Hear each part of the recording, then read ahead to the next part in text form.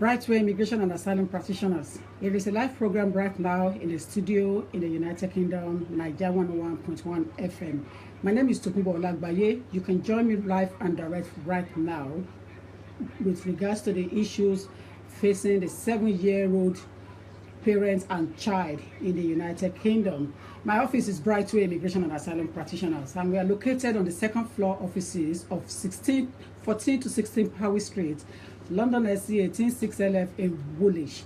It is all about how to regularize your status in the United Kingdom. If you want to ask questions, this is your opportunity for you to chip in and ask questions. We're in the studio, we're in the UK, in the Nigeria 101.1 FM live and direct. My name is Tokunbo Olagbaye, Yemeji Okinjasha. But why should I come over Nisin, Tokunbo Olagbaye lórúkọ tèmi. And it is nice to see all of you on my Facebook cheering me up all the time. I highly appreciate you. You are the best. You are the best. There is nothing more you can do than to support and to cheer us up. So you are wonderful. We're in studio right now and we want to talk about immigration in the United Kingdom. The problems the parents are facing with regards to regularize of their status in the United Kingdom. Àwọn wàhálà tó ń ṣẹlẹ̀ lórí gbígba ìwé ìgbélú. Ó ní afẹ́sọ̀rọ̀ lórí studio number is 07496 936110. So tó bá fẹ́ pè wọlé, studio number is 07496 936110. And then my mobile number as usual is 07908 628 I think 628 but it's on the chat line there, so you can pick the number up straight away. It's not a problem. We are in studio right now and we want to talk about the issue facing parents of 7-year-old child in the United Kingdom. Get involved if you can. It's about how to regularize your status in the UK. 07908 628 240 is the telephone number in the on my line.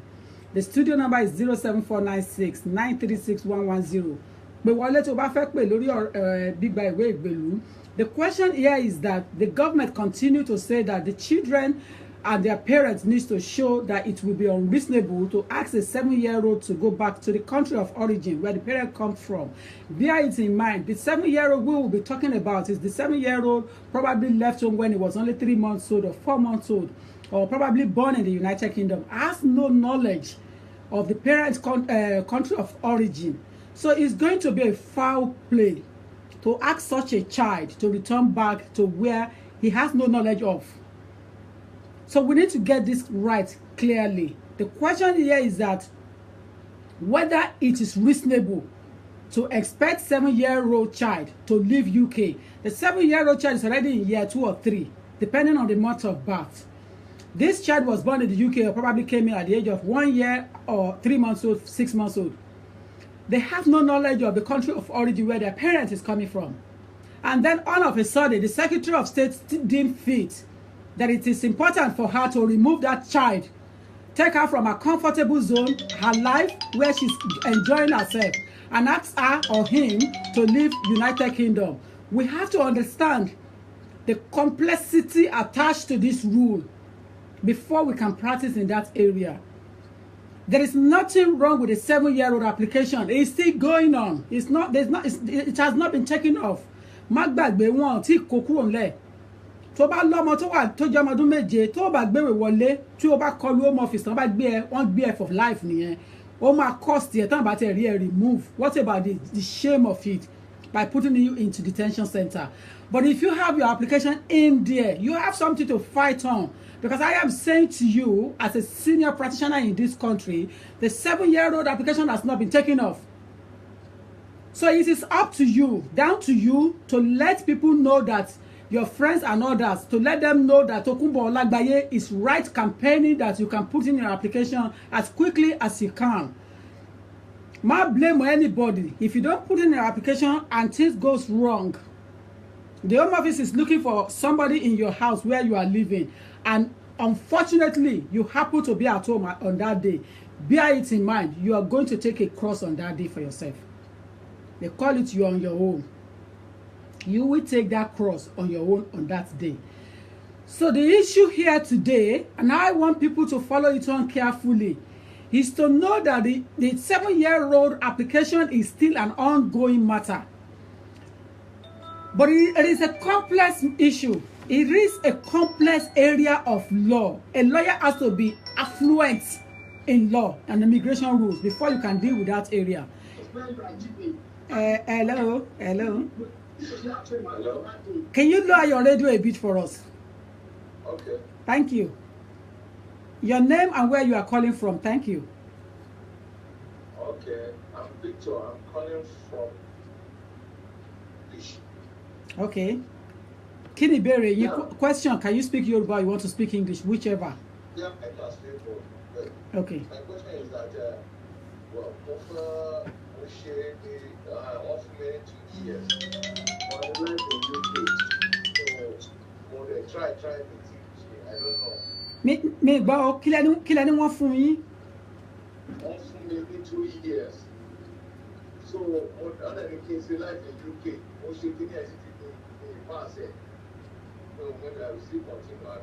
Ṣé visa yín ò tí due? No, good.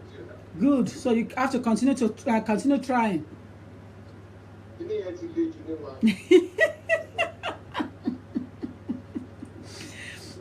Everyone has to take time. You see, the reason why I have confidence to smile is that Nigerian is very clever. You are all intelligent. Because as I'm taking Bo, and you tell Oracle 8, 10 passes successfully. What is life in the UK test mean to you? It's because you did not concentrate or you probably underestimate it. Underestimate that simple thing my part here. But you need to concentrate. It's like a theory driving test. If you look at the theory driving test, the same way, not just set it up. Because I saw it in my children's hand when they are reading, when they are going for their test. So I know exactly how it is. The same way, other role question. So if you go in today, the question you saw today, you are not going to see it next week. One role where so you need to really familiarize yourself with the book. Okay, there's your online test. Okay, test that are online first. Okay, to love them.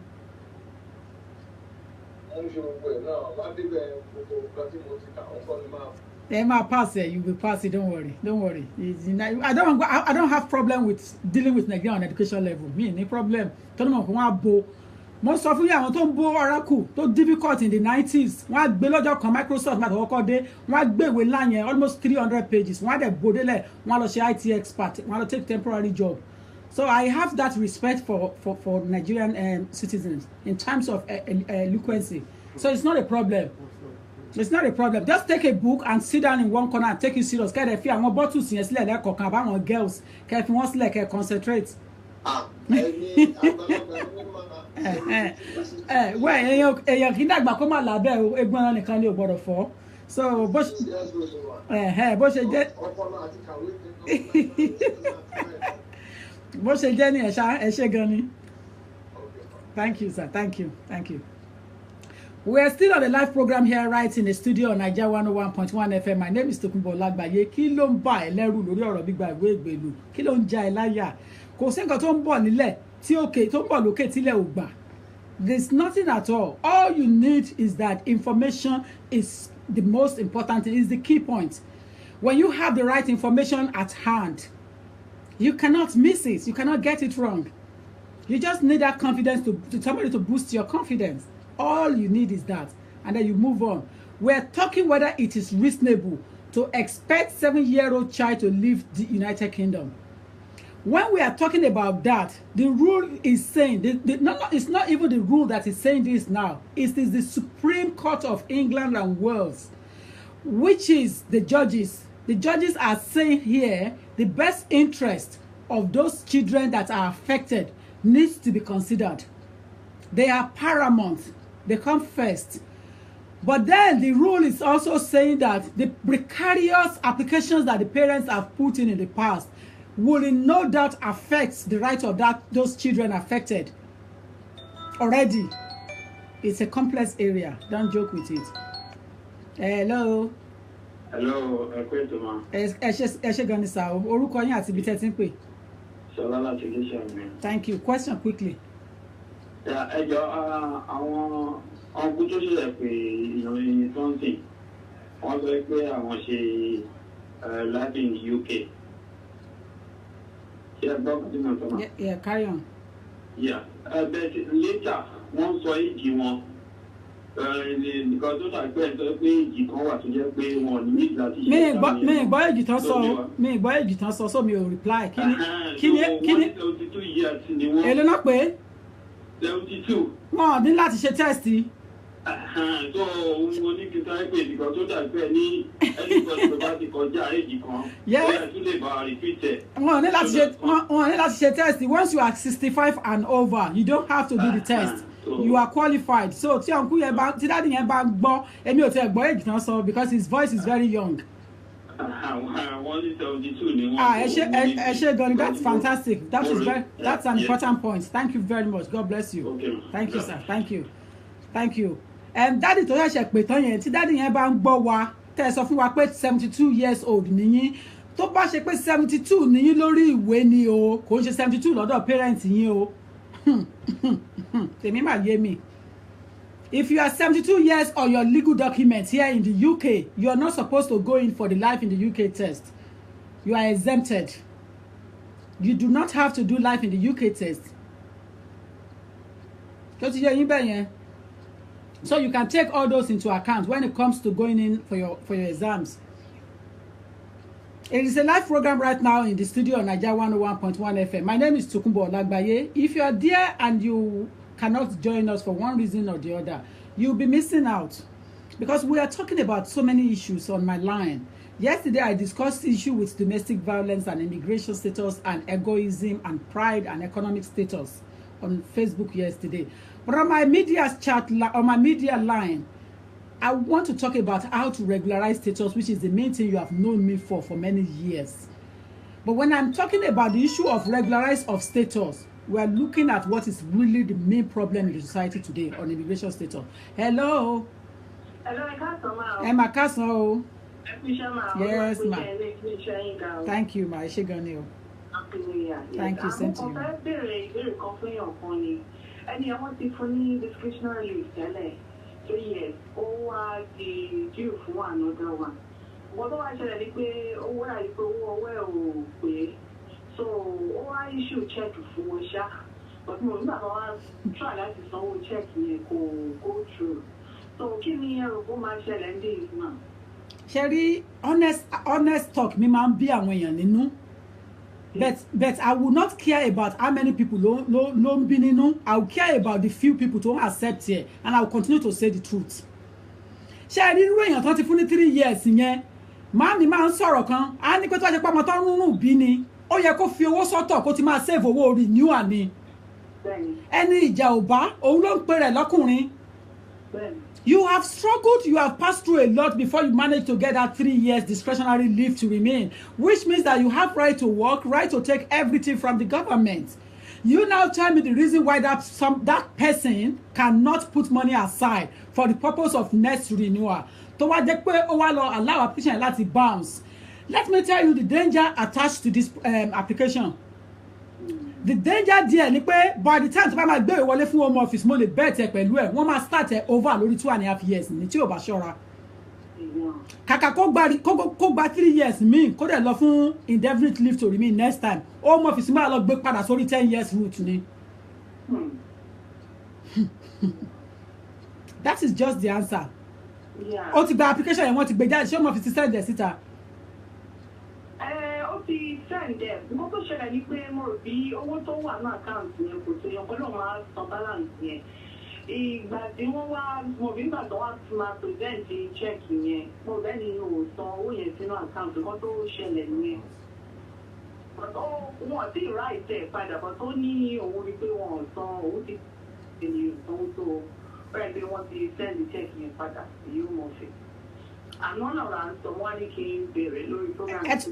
tún wo danger tó wà ńbẹ̀ ṣé rí nígbà tán tún return application yẹn padà wọ́n tún máa yọ administrative cost lórí bèbí iṣẹ́ wọ́n máa yọ I think about 35 or 40 pounds pé àwọn ti ẹ̀ dá padà pé ó bounce máa wọn lọ ó bounce yẹn ó dá àwọn láàmú wọ́n tún máa yọ owó lórí application yẹn so tó bá fẹ́ send ẹ̀ padà wọ́n máa láti wá bó ṣe máa send owó wọn padà pẹ̀lú ẹ̀ but the danger díẹ̀ ni wípé wọ́n máa lọ dúró kí visa ẹ̀ run out tán kán tó return document ẹ̀ padà fún kán tó sọ pé àwọn ò rí owó ṣe tó bá ní log ẹ má get me wrong o tó bá ní log tí wọ́n bá return application yẹn tó kàn send one form kan ránṣẹ́ tán ní pé àwọn ò ráyè gba owó kó lọ sọ pé ni o tó bá ní log tó bá return àwọn form ẹ̀yọ kan pé letter paper kan báyìí wọ́n á return ẹ̀ padà lẹ́yìn ẹ̀ wọ́n á sọ wípé they are unable to take money from the bank the issuing office kìíní kan kò allow wọn láti take owó wọn á ní pé kó send another kìíní táwọn fi máa gba owó so tó bá ní log tó bá send yẹn fún tó bá bá case worker tó lójú àánú pàdé then that is fine but some of the home office case workers are useless and terrible they will return the whole application back out of anger. By the time she is going to return it back to them, she will have run out of status. The application will have been treated on a 10-year route. And she will be placed back on 2.5 years, 30 months, 4 times. So, bó ṣe jẹ́ nìyẹn. You are welcome, ma. You're welcome, ma. Yeah. I don't know whether those who are out there are catching up. It is important that you catch up when we are talking about issues like this. Woman tá ṣe pé tán yẹn wọ́n ní ọ̀rẹ́ àwọn gbé ìwé wọlé fún renewal. Ó ti ní 3 years tẹ́lẹ̀ which is under discretionary leave to remain. So kò bá old rule, kò bá new rule yẹn lọ. The 3 years she has with her, if she managed to successfully renew the second 3 years, it means that she will get her indefinite leave to remain next. But now that the money that she submitted with the application, it's unlikely that the money is in the bank account. It means that the Home Office is going to return the application. And if they do return the application, her application will be treated under 10 years route when she's going to return it back to them. She will have run out of visa. They will ensure that she run out of visa before they return the application if they want to return it back. That is the wicked part of it. Wọ́n make sure pé visa yẹn run out pátápátá kó tó di pé wọ́n ṣẹ̀ṣẹ̀ wá dá application yẹn padà. Now ìwọ tó bá wà ń ta ń bẹ̀ yẹn ohun tí mo fọ̀ ní ìsìn fún ẹni tó fóònù tán ni wípé ẹ má jẹ́ kọ́mọ ẹlẹ́ran yín máa jẹgun máa láwọn tó máa di pé ọmọ aláṣọ wà ń wọ àkísà. It means that ìwọ tó o ti níwèé ìgbèlú tẹ́lẹ̀ tó o ti wà happy tó ti ní 3 years tó ti lọ lé fọ́dún tó ti lọ enjoy ara rẹ̀ tó ti padà táwọn èèyàn ọmọ túmọ̀ 3 years náà ìjà wọn ọmọ túmọ̀ 2.5 years ìwé ìgbèlú ní ìwé ìgbèlú ṣẹ̀fìní. má wàá ẹ̀ṣẹ̀ wá di pé wá lọ ń sọ ìtàn fún wọn pé ìwé ìgbèlú ẹ wá ní problem. It's an insult. Ọ̀nà tí ò dẹ̀ fi ní problem ni mo ṣe gbé ètò ìsílẹ̀ látìgbà tí mo ti bẹ̀rẹ̀ ẹ̀bí ọdún mélòó kan sẹ́yìn nísìnyí. Ẹ máa kẹ́kọ̀ọ́ lórí àwọn ètò yìí. It's a line to educate. It is not to deter you. It is not to scare you. It is not to make life difficult for you, but to educate you. And if we are trying to say education, which is paramount in anything we do, we have to have information at hand. What I'm trying to say here is that tamati for 3 years, yeah, you have right to work, right to do everything. Máa ṣiṣẹ́ kó lọ máa fi owó home office sọ́tọ̀. Ṣé bẹ́ẹ̀ ń dáwó gbá ní church, ṣé bẹ́ẹ̀ ń dáwó gbá ní mosque, ẹ̀ ń dá ìdá mẹ́wàá ń ṣe gbogbo ẹ̀. If you know how to be cajoled by your pastor and pay your money to pastor, why would you not know how to put money aside for your renewal? You see, these things are very important. Ṣẹ́rí nǹkan tó bá jẹ́ nǹkan ara èèyàn, ẹ jẹ́ kó máa ká wa lára ju nǹkan tí ò kàn wá lọ. Fi owó sọ́tọ̀ tó fi máa renew. It's very, very important. You have 3 years to go and 28 days before the visa expires before you submit for your renewal. So why tó máa sọ pé èèyàn kan fẹ́ bẹ̀rẹ̀ fowó sí àkáǹtì tó wá allow àkáǹtì yẹn kó lọ application kó bounce. Òun yẹn òun ṣàṣàṣì o stupidness ni mo pè sí. Kò tiẹ̀ sí kò ní mínì sí mi jù kọjá pé ẹni yẹn stupid nǹkan tó ń ṣe nǹkan tó ìwé ìgbélú ẹ̀ ò ká lára.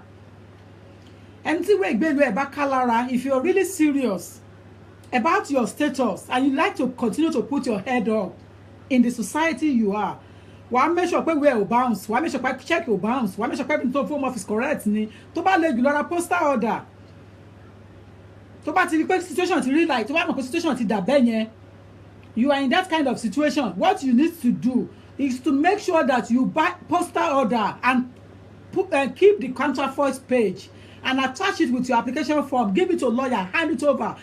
Tó bá ra application, tó bá ra postal order, wàá sọ pé only payable home office leave to remain ló máa sanwó yẹn fún. Wàá ti ní kí post office kọ́ láti ilẹ̀ wá, lawyer ò lè ná owó yẹn because o ti address ẹ̀ sí home office. Kò dẹ̀ lè bounce. So wàá ṣe photocopy postal order yẹn sọ́wọ́. Wàá dẹ̀ ja counterfoil ẹ̀ náà, wàá attach ẹ̀ mọ́ photocopy, wàá mú dání. Wàá mú postal order yẹn, wàá attach ẹ̀ mọ́ payment page yẹn, wàá fill in postal order area. With that, you have confidence that everything is going to go smoothly.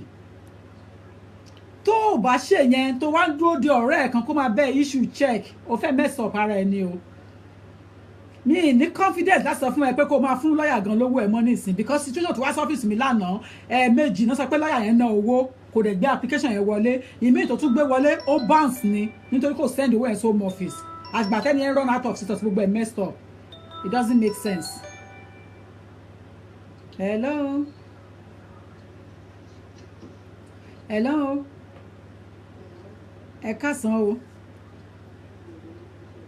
Ẹ sọ̀rọ̀ sókè ẹ jọ̀ọ́.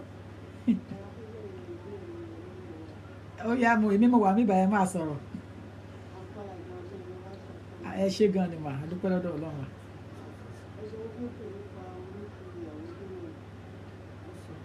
Mi gbọ́ òkìlẹ̀ sọ pé ẹ fẹ́ béèrè.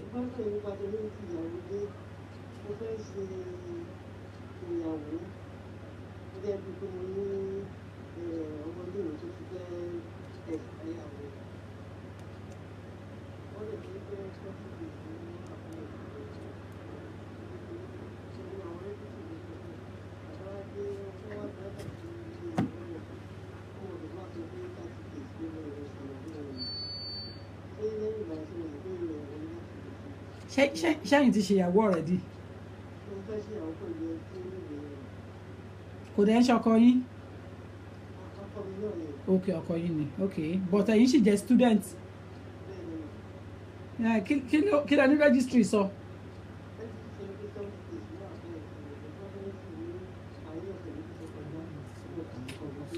Mo ń lost touch pẹ̀lú yín.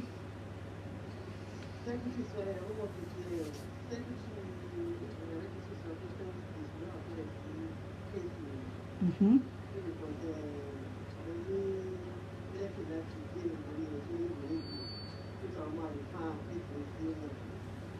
Mm-hmm.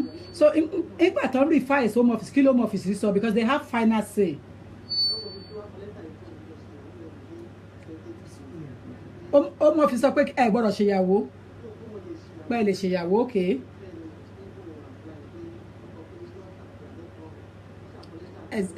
Exactly.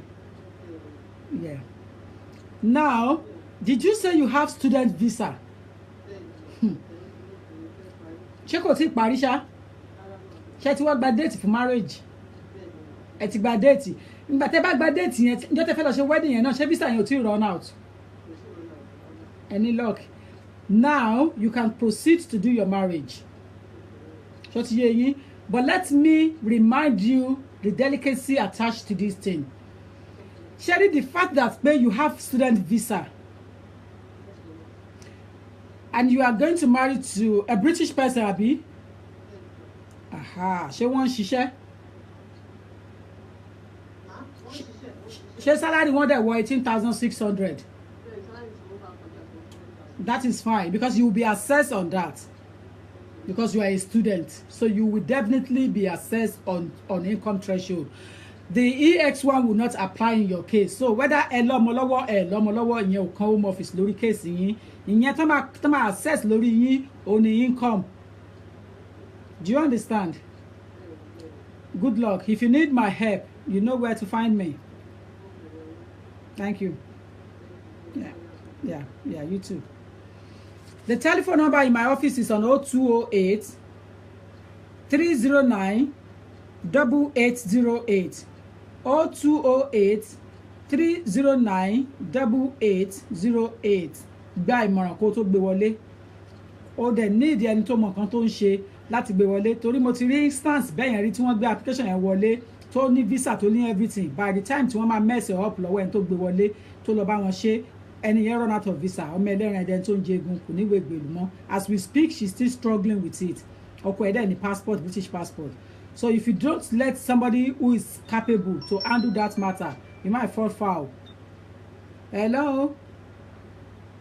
Hello? Hello? Hello? Yeah. We're on a live program right now in the studio. Hello? Hello, can you hear me? Hello? Yeah, I can hear you. Yeah, good afternoon, ma. Good afternoon. Yesterday I'm trying to call your number to book appointment with you, but you didn't pick the call. We are in the studio right now, so you have to call me back after this, after studio. Okay, what time do you want me to call? In the next 45 minutes, you can call me back. Okay, ma. Okay, thank you, ma. Uh, Okay. yeah? All right, thank you. Okay, bye.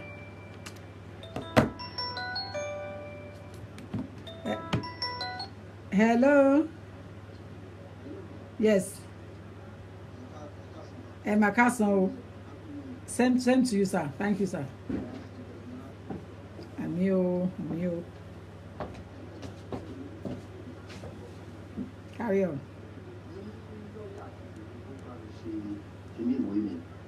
So mo ti gba second 3 years kan fún mi lélẹ̀. Okay. So my lapse ní year yìí. Okay. Okay. Hello. Hello, carry on, mo gbọ́ yín. So ṣe mo fẹ́ because lórí nǹkan tẹ́ sọ lórí ọ̀rọ̀ lọ́ọ̀yà yìí because nígbà tí kíní ìtọ́dọ̀ mi náà tó tí mo fẹ́ gba second one yìí mo fún lọ́ọ̀yà lówó wọn ò rówó yọ nínú àkáǹtì lọ́ọ̀yà so mo ṣáà try láti persuade lọ́ọ̀yà yẹn pé kí ló ń ṣẹlẹ̀ pé yẹ kí n ti gbọ́ kí ló ń fẹ́ pé nǹkan kan ló ṣẹlẹ̀ so wọ́n ṣáà end up fún mi ní second 3 years mi mo ní lọ́ọ̀kì gan ṣé ìgbà tí mo sọ yìí. Ó yé mi. So nísìnyí mo á fẹ́ ilé tí mo á fẹ́ ṣe gbogbo dọ́kúmẹ̀ntì mi wà lọ́wọ́ lọ́ọ̀yà yẹn àwọn dọ́kúmẹ̀ntì mi tí mo lò tẹ́lẹ̀ ó wà lọ́wọ́ ẹ̀ ṣe yìí so mo á fẹ́ sọ fún un sí bí a kí n lọ bá ibi kókò bá mi fill form mi kí n fìlì kí n apply for same day service kí n lọ sanwó mi fún ara mi. Àbí mi ní ìtí ẹ̀mọ́ kọ́ tí mo fẹ́ ṣe because kìíní mo ti bẹ́ ṣe láì ní UK test nínú anyway because kìíní máa lapse ní August. Káàṣì ló mo kó fún lọ́yà ìgbà yìí mo fẹ́ sanwó fún gbà yẹn ní second ní ẹlẹ́kejì tí mo ṣe. Ṣé ẹ̀rí tẹ bá ní kó bá yín fíìlì fọ́ọ̀mù ó sì máa gbowó náà. Ṣé bẹ́ẹ̀ mọ̀? Máì tó bá máa gbowó máì bọ̀ kí n lọ ṣe nǹkan mi fúnra mi kí n lọ bẹ̀ fúnra mi. ẹ lè book same day service, but I will implore you properly to take good advice before you go for same day service. Nítorí wọn ò ní dá yín lóhùn tó bá think about go wrong, so you need to be careful. Yeah, you need to make sure you have everything intact. Bẹ̀rẹ̀ mo fẹ́ bẹ̀rẹ̀ sí mo nídìí ọ̀wọ́n kí ni document tó wà lọ́wọ́ fáìlì tó wà lọ́wọ́ lọ́ọ̀yà yẹn tẹ́lẹ̀ ṣé mo ní ìdẹ̀ àbí mi ìdẹ̀. Definitely. You need to know what he has put in for you when you had your the first and second 3 years. Ẹ gbọ́dọ̀ mọ ọ̀rọ̀ tó sọ sínú ẹ̀. Because if you don't know what he has said and you submit an application on a different fact entirely, you know the lobby home office. Yeah, because normally kí n kọ́kọ́ èmi fúnra mi náà mo ní story mi fúnra mi because mo ní ìyàwó mi British ìyàwó ọmọ mi British. Gba file tẹ́ bá fẹ́ ṣe if you want to do it you have to get your file from him. That's just the bottom line. Okay, ma'am. Yeah. Okay. Okay, no problem. Yes, Yeah. Hello. Fine. Yeah, bye. Hello? Hello, yeah, hi. Yeah,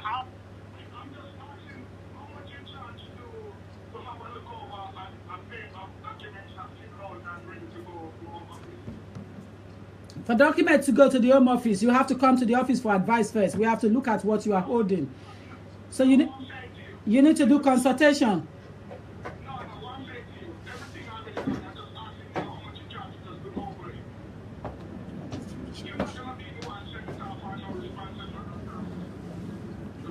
See, you just want me to go through it, isn't it? gone through it, but I just want you to just go back to it for a minute. That's gonna be difficult because I have to see all the documents first. So you have to come. All the documents is ready, and how much you just, how much? So, 250 then if you want me to go through it for you. 250 is fine. It's gonna be 250 because it's not a full application done. No, the whole application done already. You just Yeah, that's fine. But I have the obligation to make sure that you are submitting the correct document and you are going to be successful with it. So it will not make difference to me at the end of the day, but it makes a lot of difference to you because you will be receiving it on a reduced cost. yeah, I know, but it's not Hello? Hello? Hello? Yeah, can you hear me properly? Yeah, speaking.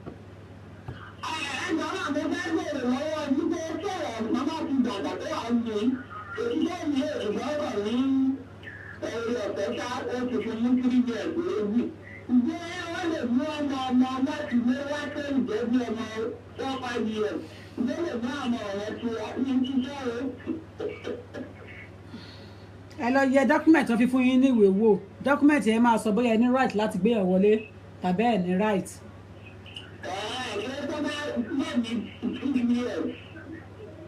Ṣẹ́rí lẹ́tà kan wà tó bá document wọ́n fi grant yín dé láti home office. Lẹ́tà yẹn ni kẹ́ ẹ lọ kà wò ló máa sọ fún yín pé bóyá ẹ ní àǹfààní láti gbé yẹn wọlé tàbí ẹ ní àǹfààní.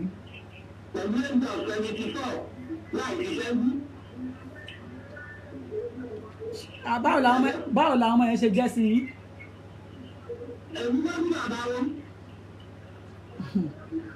Bẹ́ẹ̀ pé mo ti gbọ́ kéèsì yín yẹn rí mọ́mì. Ìyẹn ò follow ẹ lè gbé wọn wọlé. They are not your direct children, they are your grandchildren. You have to.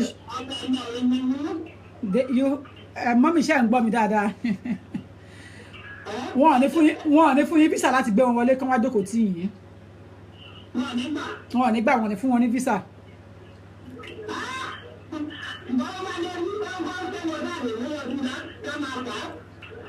Tẹ́ bá fẹ́ mú wọn wọlé gẹ́gẹ́ bí àlejò kan wá ṣàlejò kan dẹ̀ padà ìyẹn yàtọ̀. Àwọn òbí wọn gbọ́dọ̀ fill application yẹn fún wọn. Àwọn òbí wọn gbọ́dọ̀ get involved because àwọn òbí wọn wà láyé. So you cannot just bypass them. You can't bypass them. Yes, ma. Bẹ́ẹ̀ni ma. Bẹ́ẹ̀ni ma. Yes, ma. Thank you, ma. I love you, ma. Thank you, ma. Yes, ma. Bye, ma. It's a live program right now. We are in studio, Nigeria 101.1 FM. My name is Tokunbo Olagbaye. I know a lot of people want to ask questions, but time is of essence. So this is the opportunity for you. If you want to chip in now, you want to ask your question, you have to ask it quickly now because we are already out of our usual time because we started late. So the next program is going to be on very shortly. So I want you to ask questions on 07496 936 110 and 07496 936 110.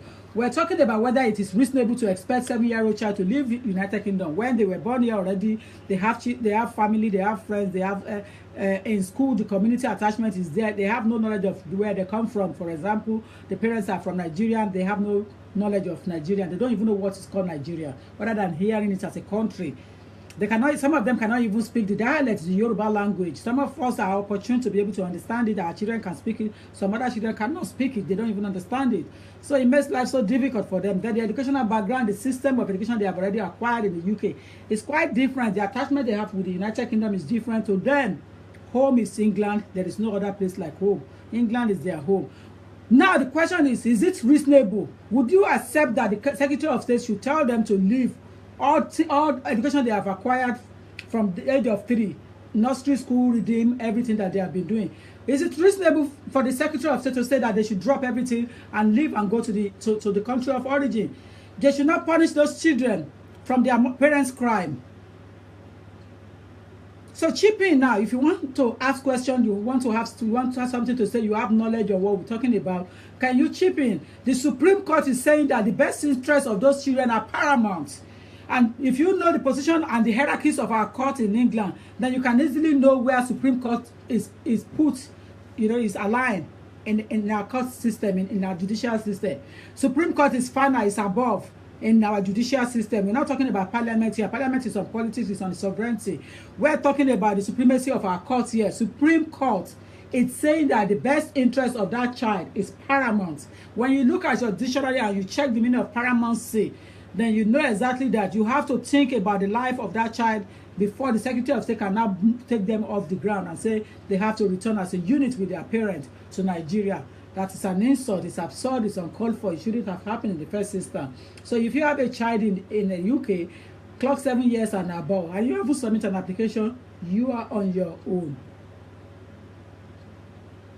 You are on your own, because if anything goes wrong, you have yourself to blame. We have talked about the interest of those children. So the issue here that the Supreme Court is saying is that the conduct of those parents is irrelevant. That the Home Office should not use the conduct of those parents anymore to deny the application where a 7-year-old child has been inserted as part of the candidates or applicants on the application. The moment that there is a child on the application and it is proven that the child has clocked 7 years, before they submit the application to the Secretary of State, it will be unreasonable to refuse that application. But then the complexity of it is that what is the meaning of unreasonableness? How would you explain the unreasonableness when you want to take that child to Nigeria? Why do you say it will be unreasonable? Is that not where the parents are from? Is that not the country of origin? Tell me why you think it will be unreasonable to remove you and your 7-year-old child to Nigeria, given the fact that you have already spent almost all your life as a parent in that country as an adult. Probably you left Nigeria at the age of 35, 40. In fact, 33, over 18, 19, 20. And you have that child in the UK. You are now 40-something. The child is 7 years going to 8. So why would you say it is unreasonable for the Secretary of State to ask you to go back to the country you were born? You have attained your primary school, secondary school, university education. Why would you say it's unreasonable?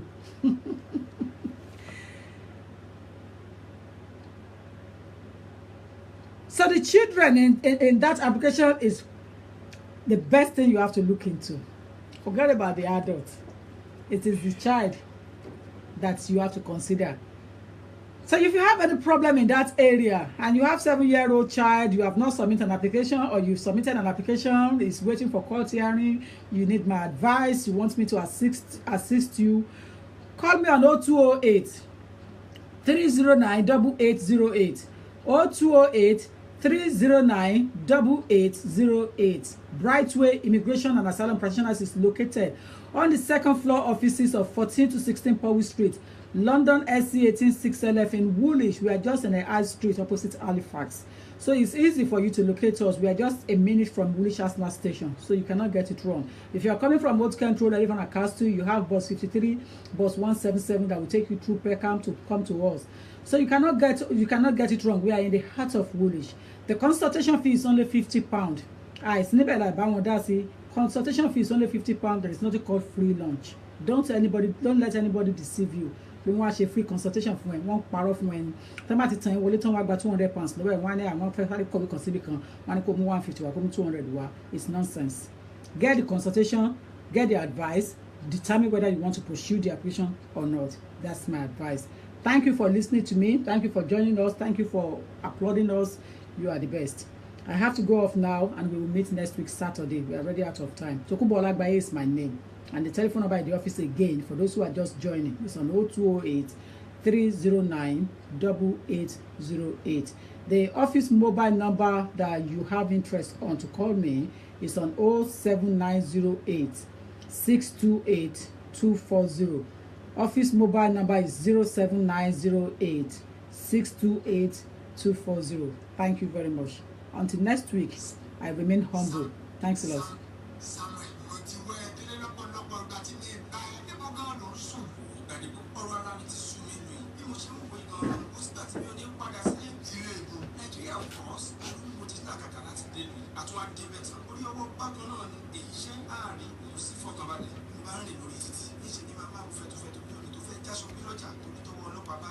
Don't go for the West Coast, Nigeria, jagun márùn ìdájí kí n tó bọ́ síta nínú ilé tí home office bá ká mi mọ́lé tí mi bá mi nìyẹn bẹ́ẹ̀ sì ni nǹkan tó fi àjẹ mi ojútà ìníwọ̀ ìgbé mi lọ. ọjọ́ kéré gbà tó ti gbọ́ nípa ìyáàfin tó kù ọ̀làgbàyé akọ́ṣẹ́mọṣẹ́ lọ́yà olùdásílẹ̀ lè ṣe bright wedding immigration and asylum practitioners ọ̀pọ̀ àlẹ́ second floor 4016 Owen Street Woodlands nínú London. ẹ̀rọ ìbánisọ̀rọ̀ wọn ni 020-8309-8808 tàbí 0785605-072. ìwé ìgbélú ìrọ̀rùn bàdé lọ́dọ̀ ìyáàfin tó kù ọ̀làgbàyé kẹsùn wọn níbẹ̀ ní ẹsẹ̀ bright wedding immigration and asylum practitioners.